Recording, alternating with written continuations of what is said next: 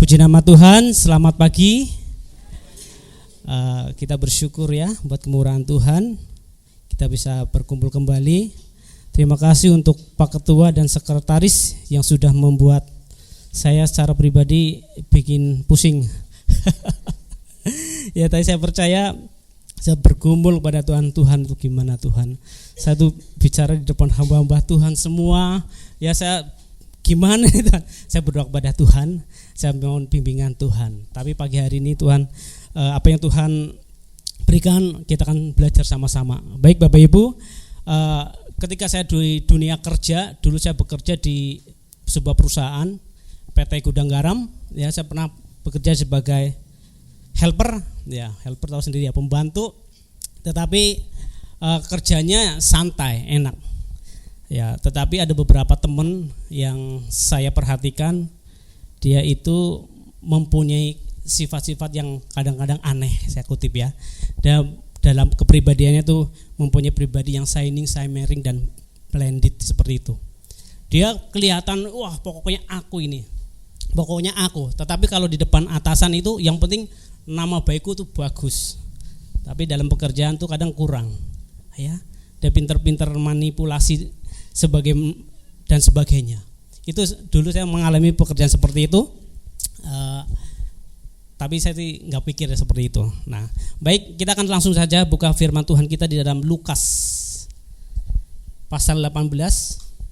Nah, ini hal yang sama yang dikatakan ya seperti teman saya seperti itu. Lukas pasal 18. Ya, agak-agak grogi nih Bapak Ibu. Puji nama Tuhan. Ya, saya percaya kita akan baca firman Tuhan sama-sama. Lukas pasal 18. Ya, kita belajar tentang hal ini, tentang sebuah sikap dari seorang manusia. Lukas pasal 18 ayat yang ke-9. Saya akan bacakan untuk Bapak Ibu. Dan kepada beberapa orang yang menganggap dirinya benar dan memandang rendah semua orang lain, Yesus mengatakan perumpamaan ini. Ya, jadi Yesus mengecam ke beberapa orang-orang Farisi, ya, mereka yang menganggap dirinya benar. Ternyata Bapak Ibu, sikap-sikap seperti itu dalam psikologi itu punya nama, yaitu dark triad. Ya, sorry. Nggak bisa ini ya. Nah, ya, dark triad. Nah, ini sebuah sikap, istilah dalam psikologi yang merujuk kepada sifat, kepada kepribadian manusia yang cenderung negatif atau cenderung jahat. Anggapannya seperti itu. Ini dark triad. Nah, kalau melihat gambar ini, saya itu ingat khotbahnya Pastor Daniel di gereja CLC pada waktu itu. Saya perhatikan, saya nonton di YouTube-nya. Itu bicara tentang Kristen hypocrites, ya. Dia bicara bagaimana orang Kristen yang munafik. Dia bicara di depan orang, gimana kabarnya, baik, padahal di dalamnya belum tentu. Ya. Tadi seperti Mas Yaaro tanya, gimana baik? Baik. Padahal nggak tahu dalam hatinya, ya, seperti itu. Nah, itu saya ingat khotbah ini. Itu adalah sebuah kepribadian, tiga sisi gelap kepribadian manusia yang bukan tersembunyi, ya. Itu sebuah nyata dari kepribadian manusia, ya, tentang dark triad ini. Nah, itu ada tiga hal di dalam kepribadian manusia. Yang pertama itu tentang narsisisme, ya. Itu kepribadian manusia yang pertama. Yang kedua Machiavellianism, yang ketiga itu psikopati. Nah, ketiga hal ini ada di dalam pribadi manusia yang bernama dark triad. Ini sering dicenderungkan ke negatif atau lebih jahat seperti itu. Ya, jadi sifat ini sering tumpang tindih. Jadi dianggap sebagai sisi gelap manusia yang dampaknya itu merugikan orang lain. Ya, dampaknya merugikan orang lain demi apa? Demi keuntungan pribadi. Ini terjadi di dunia nyata, ya. Nah, kata ini dikenalkan oleh seorang dosen dari Dark Triad ini dikenalkan oleh Delroy L. Paulus dan sahabatnya Kevin Williams. Ya, dia seorang dosen dari USB, Universitas British Columbia di Kanada, tahun 2002. Ya, dia dulu saya masih SMP ya, saya belum mengenal hal ini. Jadi dikenalkan oleh beliau tentang Dark Triad ini di Kanada. Yang pertama, sifat narsisisme ini, nggak apa-apa Pak. Ini kadang nggak kelihatan, harus pakai kacamata. Ya, yang pertama itu sifatnya itu merasa lebih unggul daripada yang lain, atau merasa paling baik dan menunjukkan kesombongannya. Mungkin Bapak Ibu ada yang pernah menonton seperti film-film Snow White itu, ya, yang mirror itu, ya, yang mirror itu mereka orang ini kan dia merasa paling baik, paling cantik di dunia. Ya, ternyata kata si cermin itu, tunggu dulu, ada yang lebih cantik karena seperti itu. Langsung dia marah. Ya, seperti itu. Nah, ini merasa yang paling baik, paling hebat. Saya pernah merasakan hal ini Bapak Ibu. Merasa yang paling kuat, paling hebat. Bahkan sampai suatu saat ketika saya zaman-zaman sekolah STM, ya, saya menjadi orang-orang yang mungkin sangat hebat. Kalau ada orang melirik sedikit aja saya samperin. Seperti itu. Nah, suatu saat saya punya kumpulan teman-teman di rumah. Karena saking merasa pedenya, saya menyetop sebuah kendaraan mobil. Ternyata pas bukakannya ternyata apa? Pendeta. Pendeta tersebut ternyata itu pendeta almarhum Pak Yevona. Saya diingatkan oleh kedua anak itu. Iya, saya dulu pernah ingat nih, tak stop itu pendeta, mau tak palak itu dulu dengan teman-teman seperti itu, karena merasa kuat. Ternyata Pak Yevona malu saya seperti itu. Itu mau kunjungan ke orang tua saya. Itu, waduh, itu malu saya itu. Itu saya ingat tuh, merasa paling baik, paling sombong nih, seperti itu dulu. Ya, maaf ya.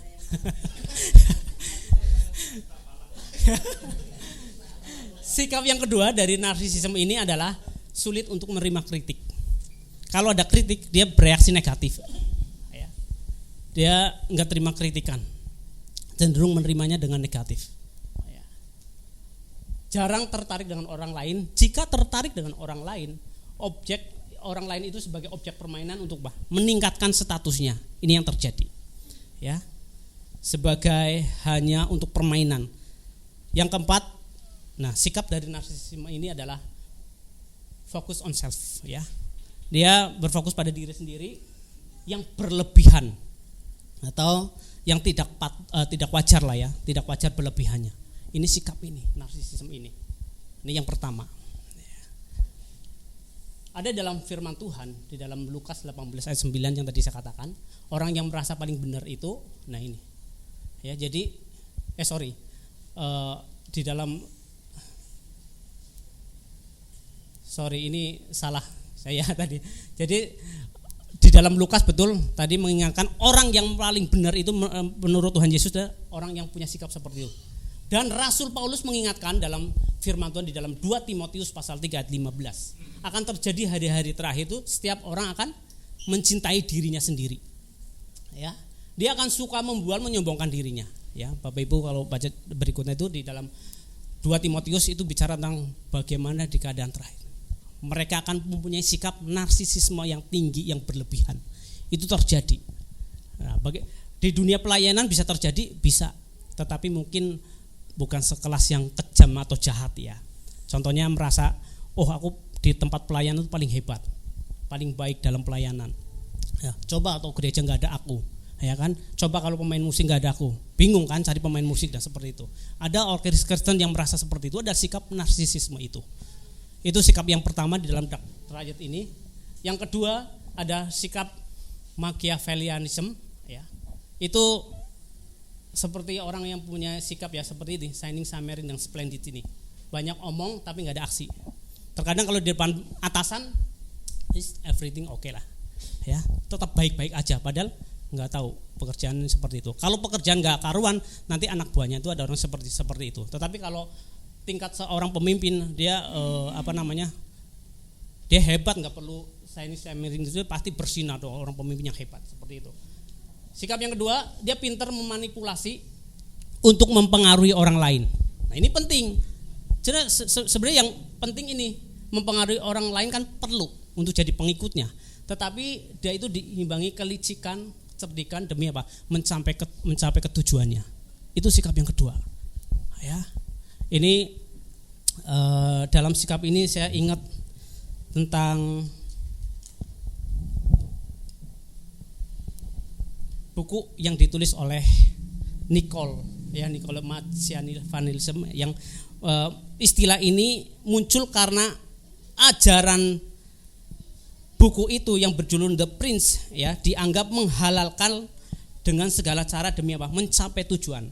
Itu buku Niccolò Machiavellianism ya. Dia membuat buku itu untuk bagi para pemimpin.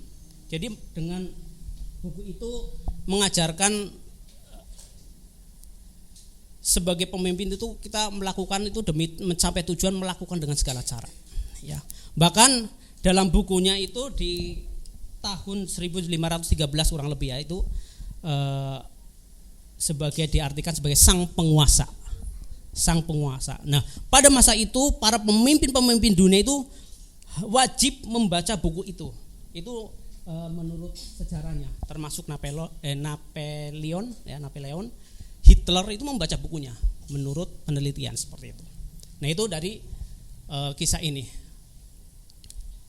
Ada di sini ya gambarnya ini. Nah, ini Niccolò Machiavelli ya, itu menciptakan buku itu. Sikap yang ketiga itu tidak memperdulikan orang lain atau mengabaikan moral dan etika.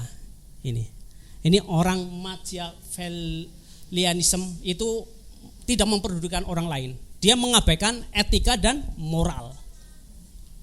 Bahkan yang keempat, dia punya sikap yang dingin, sinis, menghalalkan segala cara untuk mencapai tujuan. Itu sikap yang kedua tentang dark triad. Ya. Nah, puji nama Tuhan, selamat datang Pak Handono. Sudah lama tidak berjumpa ya. Ya, kita masuk bagian yang ketiga tentang sikap dari dark triad ini, yaitu sikap sebelumnya ini ada contoh di dalam Alkitab ya. Nah ini mungkin Bapak Ibu sudah baca semua ya. Dusta para imam-imam kepala dan tua-tua Yahudi demi apa? Mempengaruhi semua orang. Dia memanipulasi berita tentang kebangkitan Tuhan Yesus ya. Kita baca di dalam Matius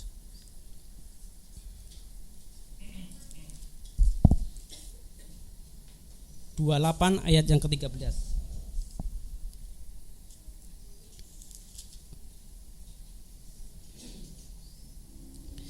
Saya akan bacakan dari ayat 11. Dusta mahkamah agama. Ketika mereka di tengah jalan, datanglah beberapa orang di penjaga itu ke kota dan memberitahukan segala yang terjadi itu kepada imam-imam kepala. Dan sesudah berunding dengan tua-tua Yahudi, mereka mengambil keputusan lalu memberikan sejumlah besar uang kepada serdadu-serdadu itu dan berkata, kamu harus mengatakan bahwa murid-muridnya datang malam-malam dan mencurinya ketika kamu sedang tidur. Dia memanipulasi berita kebangkitan Tuhan Yesus dengan membayar uang kepada penjaga kubur Yesus ya. Sehingga berita itu tersebar sampai saat ini ke berita orang-orang Yahudi. Tetapi saya percaya Bapak Ibu, dua penjaga itu dia memang menyampaikan apa yang diperintahkan para tua-tua. Tapi secara logika pasti di keluarga terdekat mungkin dia menceritakan ke berita kebangkitan Yesus. Kemungkinan besar kalau di dalam keluarganya sebenarnya itu beritanya begini, kemungkinan besar karena tidak tercatatkan ya.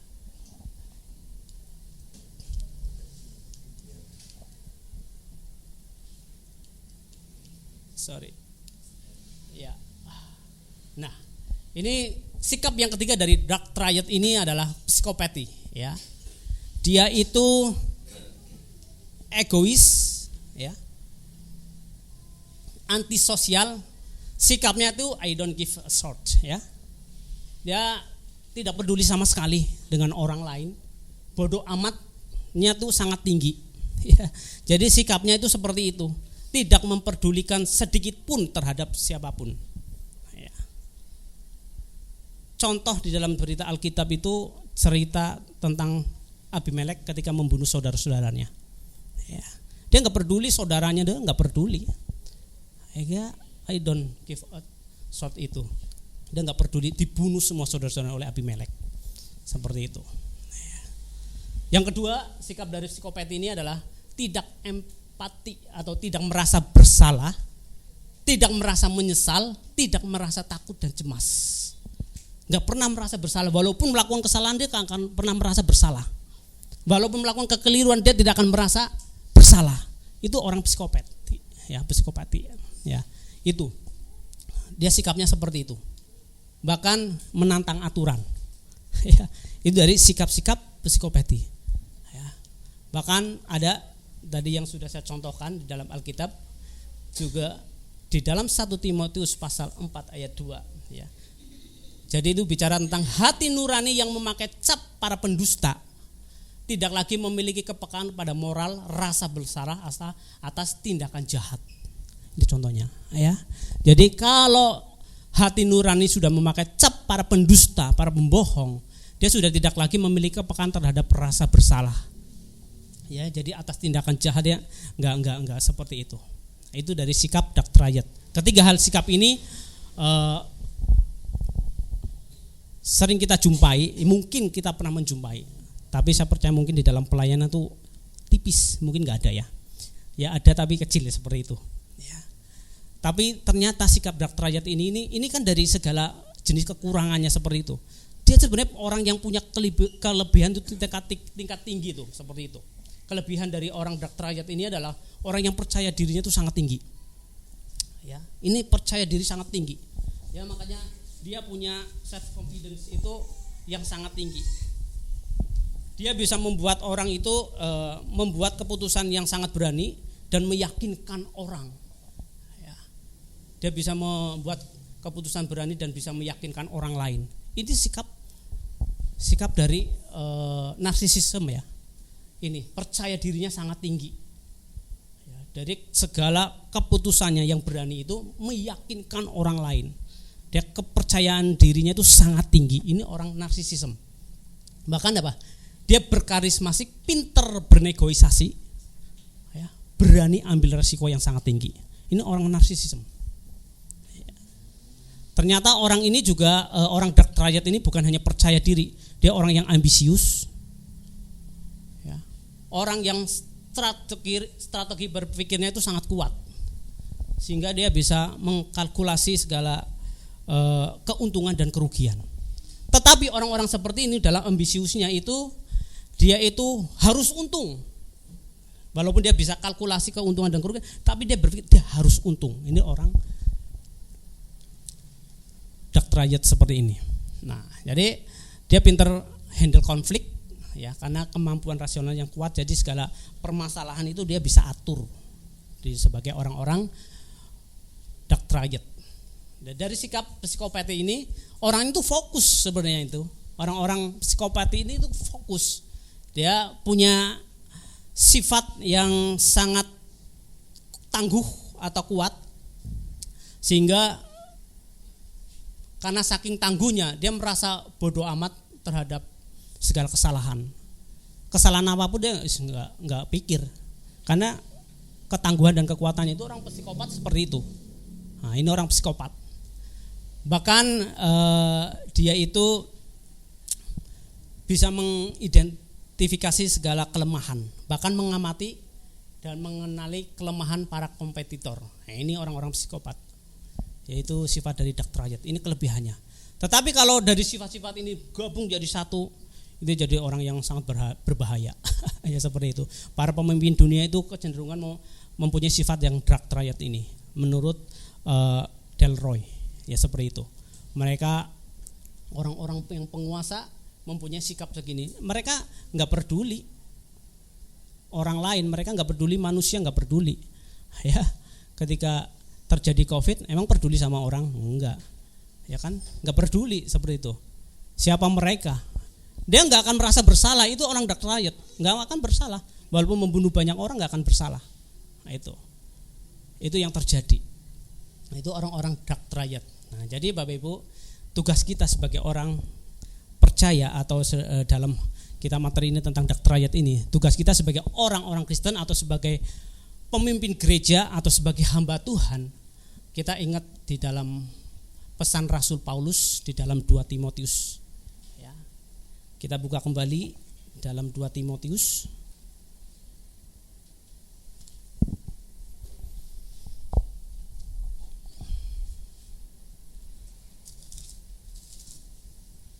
Ya, 2 Timotius pasal yang ketiga. Yang pertama saya akan bacakan. Ketahuilah pada hari-hari terakhir akan datang masa yang sukar. Manusia akan mencintai dirinya sendiri dan menjadi hamba uang. Mereka akan membual dan menyombongkan diri. Mereka akan menjadi pemfitnah. Mereka akan berontak terhadap orang tua dan tidak tahu berterima kasih. Tidak memperdulikan agama, tidak tahu mengasihi, tidak mau berdamai, suka menjelek-jelekan orang, tidak dapat mengekang diri, garang, tidak suka yang baik, suka mengkhianat, tidak berpikir panjang, berlagak tahu, lebih menuruti hawa nafsu daripada menuruti Allah. Secara lahiriah mereka menjalankan ibadah mereka, tetapi pada hakikatnya mereka memungkiri kekuatan. Jauhilah mereka. Nah, ini akan terjadi. Jadi tugas kita untuk mengingatkan, ya, untuk mengingatkan setiap jemaat-jemaat kita atau mempersiapkan diri sebagai pemimpin untuk generasi kita selanjutnya agar mereka siap menghadapi ke depan. Ya.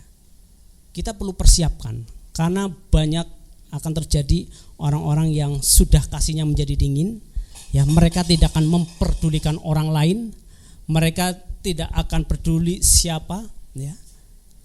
Inilah sikapnya, bahkan merasa paling benar. Ya, tugas kita mempersiapkan diri sebagai pemimpin untuk generasi kita selanjutnya agar mereka siap menghadapi ke depan. Nah, itu yang pertama, ya. Tugas kita sebagai pemimpin gereja atau sebagai orang Kristen, sebagai orang percaya, kita perlu melakukan hal ini. Dan tugas yang kedua, kita belajar dari Tuhan Yesus Kristus, ya. Terutama ingat akan pesan Yesus di dalam Matius pasal 24.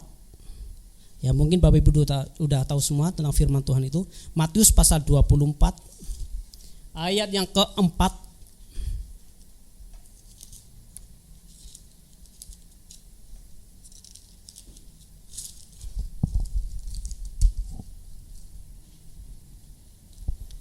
Ya. Jawab Yesus kepada mereka, waspadalah supaya jangan ada orang yang menyesatkan kamu.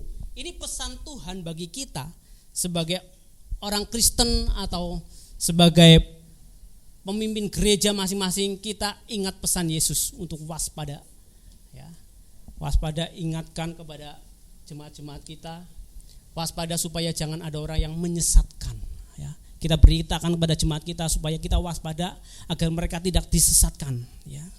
Jadi rasanya itu sedih sekali Bapak Ibu kalau kita punya jemaat meninggalkan Tuhan, disesatkan, ya. Saya melayani yang baru merintis saja. Pertama saya melayani bersama Pak Rudi di Gereja Menganti. Saya juga melayani satu perintisan masih kecil karena ada jemaat yang perlu dilayani dan ke gereja sama sekali dan sebagainya. Saya layani udah 2 tahun lebih, ya. Puji nama Tuhan sudah ada yang membelikan tempat, ya. Membelikan tempat, ya. Dulu orang itu telepon nantang, kamu punya uang berapa? Aduh tante, saya punya uang cuma segini, itu aja buat lamaran istri dulu, seperti itu. Ya sudah, itu uang cuma benar punya uang buat lamaran istri, udah itu belum nikah kan, udah gampang, nanti tante bantu. Sebelum itu kan orang ini cerita, lihat saya itu loh, saya pernah ditipu 3M, waduh. 3M tante, itu lumayan kalau buat bangun gereja, saya bilang begitu. Iya ya, bisa dapat gereja banyak. Iya tante, dari hal itu dia itu memperdulikan, ya. Dia telepon sampai seperti itu. Ya udah, saya bantu. Besok saya ditransfer. Setelah ditransfer uang, ya saya berani cari tempat. Ya, cari tempat, ya. Dulu setelah saya tuh melayani di Gandrung Manis, tempatnya Pak Rafael, karena dapat tugas dari kampus cuma 1 tahun. Saya mengikuti tugas apa yang ditugaskan, 1 tahun selesai saya kembalikan ke beliau, ya. Jadi jemaat ya ikut ke sana saja. Nanti saya itu tetap melayani di Menganti. Ternyata ada beberapa yang perlu dilayani ya, jadi saya harus melayani kembali, membuka sendiri di situ ya, di Layan Sari ya, ada beberapa hal ya. Tapi yang jemaat percayakan tuh ada satu, aduh dia orang yang rajin pelayanan, tetapi pada suatu imannya disesatkan, aduh, dan ninggalin Tuhan. Saya tuh sedih secara pribadi, sangat sedih. Waduh, orang yang padahal dia yang suka bahasa sini tuh ngoprak-ngoprak ya, ayo ke gereja, keluarganya rame, pernah sampai satu keluarga tuh datang semua tuh rame. Tapi setelah dia meninggalkan Tuhan, disesatkan imannya, aduh, saya sedih. Nah, tapi saya terus bergumul dalam doa. Untungnya di rumahnya itu masih tetap kita berdoa di rumahnya. Ya, kita terus kuatkan. Ya, kita doakan terus seperti itu. Ya, jadi sedih. Tetapi kita sebagai orang percaya atau sebagai pemimpin umat, waspadalah supaya kita jangan disesatkan. Yang kedua, jadi kenalkan Kristus ke semua orang sebanyak-banyaknya yang bisa kita katakan. Ya, kita bersaksi dimanapun tentang Tuhan Yesus Kristus, kita katakan ke semua orang. Ya, saya juga sedang belajar terus. Dulu saya pernah kalau pergi ke Jawa Timur, pernah ke Jember, kadang masih berbalik seperti itu. Kalau di kereta saya suka ngobrol. Ya, dulu ketemu dengan guru agama Islam. Ya, kita cerita tentang Injil, saya sampaikan aja nggak apa-apa. Kalau dia udah bicara Injil, wah itu udah urusan masing-masing seperti itu. Ya nggak apa-apa, yang penting saya ceritakan. Ya saya dengarkan. Ya, kita ceritakan tentang Kristus ke semua orang sebanyak-banyaknya yang bisa kita katakan. Mau percaya nggak percaya terserah. Yang penting kita sudah beritakan.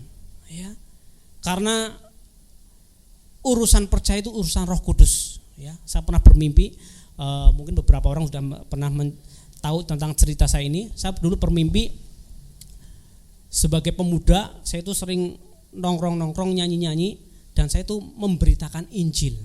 Dalam tongkrongan itu ada beberapa orang yang disentuh berbaju putih, dia ikut saya ke gereja. Tapi yang enggak, dia tuh duduk-duduk aja nyanyi-nyanyi. Saya tuh berapa hari itu saya berdoa, Tuhan, apa maksud mimpi ini? Itu mimpi ini sangat jelas. Ternyata Tuhan kasih hikmat. Oh, mimpi ini ketika kita memberitakan firman Tuhan, kalaupun kita sudah memberitakan, terserah urusan percaya itu adalah Roh Kudus. Roh Kudus kalau sudah sentuh hatinya, dia akan percaya. Itu yang saya dapat hikmat. Oh, maksudnya ini Tuhan. Jadi mimpi itu nggak akan hilang. Ya, jadi membekas dari hati dan pikiran itu saya ingat terus. Itu suatu bangun-bangun itu saya merasa sukacita. Oh iya ya, ini luar biasa. Walaupun saya bertanya-tanya. Ya, jadi kenalkan Kristus ke semua orang sebanyak-banyak yang bisa kita katakan. Itu perlu, ya, itu tugas kita sebagai gembala, bahkan sebagai umat Kristen juga kita belajar mengajarkan. Ya, walaupun di dalam kelompok kecil kami juga terus belajar, ya, belajar untuk memperkenalkan Kristus kepada semua orang. Ya, kalau di tempat persekutuan doa kami Paskah dan Natal itu saya tuh selalu berbagi dengan tetangga. Dulu ya, di tetangga saya itu orangnya itu suka bermain setiap sore. Ketika ada ibadah orang Kristen, sekarang pada rajin sholat. Ya, kan jadi berkat mereka. Jadi ya, anak-anak kecil sekarang disuruh ngaji, orang tua tuh sekarang rajin sholat. Ya puji Tuhan. Ya, ada orang dulu kerjaannya maling nih Bapak Ibu. Kerjaannya tuh maling terus. Kadang saya juga khawatir ya, kok Tuhan saya tempatkan saya rumah doa tuh di tempat orang-orang yang mungkin psikopat ya. Ya, iya psikopat itu orang yang suka maling dan sebagainya. Berapa kali pisang juga hilang ya, pisang sih nggak apa-apa lah, ambil seperti itu. Iya, di belakang rumah ada salah satu tetangga ngasih tuh, nih loh pisang diambil orang ini, tak samperin orang itu. Itu loh ada pisang, petik lagi, tak suruh metik. Setelah itu nggak nyuri lagi orang itu. Ya, setelah ada rumah doa di situ, orang yang suka nyuri itu malah sekarang jadi terkenal. Jadi terkenal itu di apa? Jadi orang yang konten kreator. Ya, namanya Indra Badrol, itu orang ngapak. Terkenal itu tetangga rumah saya itu. Dulu Jan, dia kerjanya seperti itu, nggak tahu malingnya di mana. Setelah jadi konten kreator dia kan sudah dapat cuan dari Facebook. Ya, terkenal sekarang. Jadi berkat, ya. Saya percaya itu karena ada doa. Saya doakan di lingkungan tetangga, desa lainnya tak doakan terus. Ya, anak-anak kecil jadi rajin ngaji. Orang-orang tua rajin sholat. Sekarang begitu. Wah, puji Tuhan. Siapa tahu nanti rajin ke gereja. Amin. Nah, yang sebagai kesimpulan firman Tuhan dari pagi hari ini. Jadi daktrayat ini merupakan sebuah sifat yang dianggap jahat atau kejam untuk kompetisi kesuksesan dunia dengan keinginannya yang ambisius dan dengan segala ketidakpeduliannya terhadap siapapun. Dia daktrayat. Nah, ya, kejam. Karena itu bicara kesuksesan dunia. Jadi orang-orang yang punya sikap daktrayat ini udah pasti sukses, berhasil. Karena dia enggak peduli sama orang, percaya dirinya sangat tinggi, ambisius, ya, bahkan jahat, ya seperti itu. Berbuat negatif, dia pikir salah. Para penguasa dunia seperti itu.